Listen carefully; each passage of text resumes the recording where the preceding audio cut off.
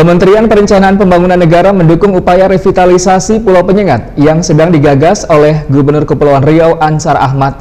Sebagai kementerian yang bertugas menyusun rencana nasional, Kementerian PPN Bappenas menunggu jadi gagasan revitalisasi dari Gubernur untuk diusul dalam bentuk master plan.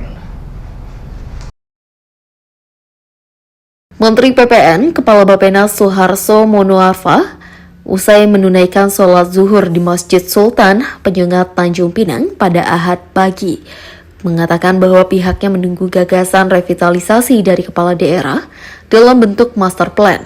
Setelah diterima oleh pihaknya, master plan itu kemudian dilihat dan menjadi wisata religi seperti apa.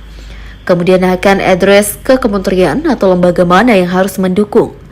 Ia mengingatkan bahwa tugas Pemda adalah mendesain, termasuk bagaimana membuat masyarakat sekitar mendapatkan manfaat dari kehadiran wisata religi ini. Kunjungan ke Penyengat merupakan rangkaian aktivitas Menteri Suharso dalam kunjungan kerjanya ke Kepulauan Riau. Menteri Suharso yang tiba sejak Jumat memastikan sejumlah program strategis nasional di Kepri bisa berjalan cepat. Hari pertama, Menteri Suharso langsung meninjau landing point Jembatan Batam Bintan di Kabupaten Bintan. Menteri juga mengunjungi sejumlah kawasan BIE dan Bandara Busung. Pada Sabtu hari, Menteri Suharso juga meninjau pengembangan pariwisata di Kepri, khususnya Bintan.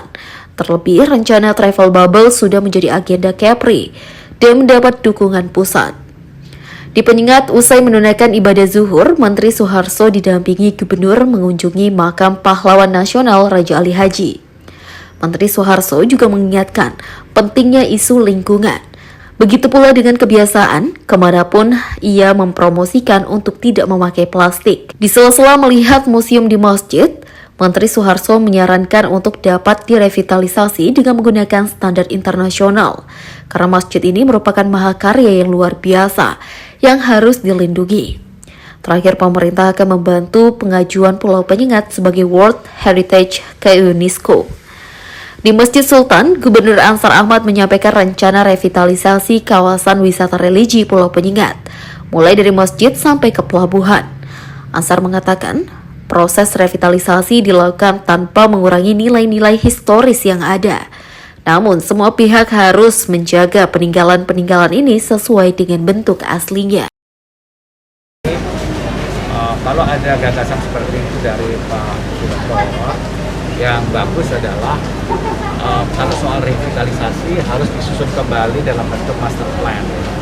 Jadi master plan untuk revitalisasi dari kawasan ini. Nah, master plan itu bisa diajukan, bisa disampaikan ke kami, nanti kemudian kita lihat gitu. Ini menjadi sebuah destinasi wisata religi seperti apa. Nanti kemudian kita akan address ke KL mana yang harus mendukung gitu. Kementerian dan lembaga mana yang harus mendukung.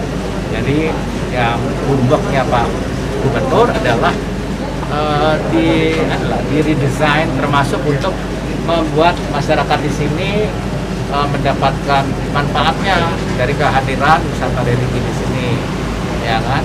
Dan tentu apalagi dalam suasana pandemi ini pasti ada mekanisme yang berbeda, dan mekanisme yang berbeda ini yang harus diikuti gitu. Termasuk misalnya yang saya lihat tadi, misalnya motor, mestinya motor itu sudah nggak perlu ada lagi. Pakai sepeda kayu misalnya, itu kan lebih berkeringat memang. Atau sekarang sudah ada juga sepeda baterai, ya kan, pakai baterai. Sekarang nggak terlalu jauh, karena kalau motor itu polutif di sana. Jadi nggak baik. Yang kedua, plastik saya suka kemana-mana selamanya mempromosikan, ayo kita jangan lagi pakai plastik, ya kan. Kemudian tadi museum itu harus dibuat sedemikian rupa pakai standar internasional, karena itu mahakarya yang luar biasa yang harus dilindungi.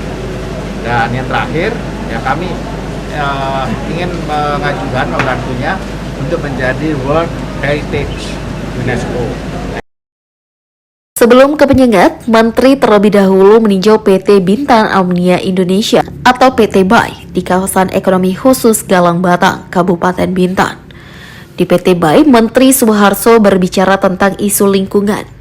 Apalagi dengan wacana akan dibangunnya pembangkit listrik tenaga uap yang dapat menghasilkan daya 2.850 MW di kawasan tersebut. Kemudian Menteri Soeharso menyampaikan bahwa Indonesia akan memasuki PEAK untuk gas rumah kaca pada tahun 2037. Lalu sesuai arahan Presiden Jokowi agar pada tahun 2050 Indonesia menuju zero emission.